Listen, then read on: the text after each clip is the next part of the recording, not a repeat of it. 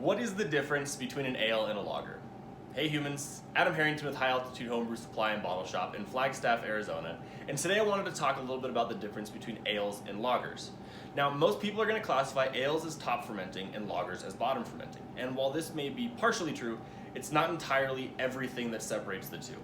Ale yeasts are typically fermented at warmer temperatures, and lagers are going to be fermented at a cooler temperature, leading people to see ales having much higher metabolic activity all at once, bringing a lot of that fermentation and the yeast activity to the top of the fermentation vessel. Bubbles, Krausen is a German word for the stuff that appears at the top. Whereas lager yeasts are typically fermented cooler, meaning that there's going to be less activity at the top of the fermentation, leading people to call them bottom fermented. Now, this isn't the main defining difference between the two.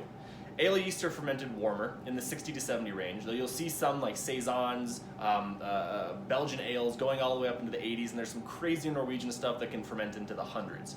The warmer they get, typically the more fruity stuff they produce. Fruity characters, fruity esters. Lagers are fermented cooler. We'll say mid to low 40s up into the mid 50s, though there are some strains that stretch into the 60s, though you're typically going to be in the cooler range of things.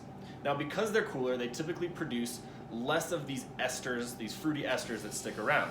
You will get some sulfur character from lagers, and that's not considered a knock on the style, though you will get these sulfur off gases during fermentation, whereas an ale yeast, because it doesn't metabolize sulfites, you're going to have a lot more of these fruity esters produced, and you'll get some phenols too, which can go into the spicy characters. You'll see that a lot more in Belgian styles and German ale styles.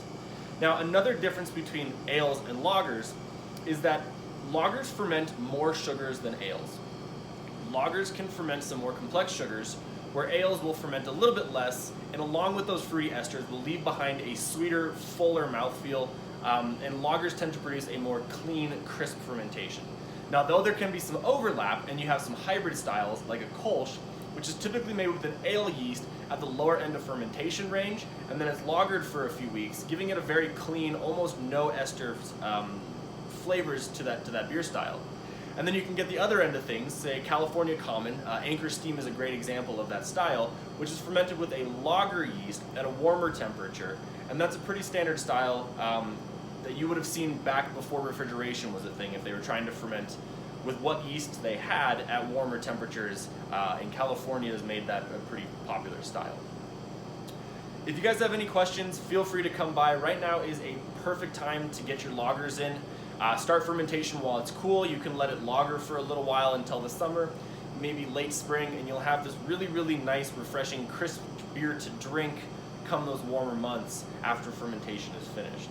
Again, I'm Adam Harrington with High Altitude Homebrew Supply and Bottle Shop. We're located on the northeast corner of Steves Boulevard and Route 66 in Kachina Square. Come say hi.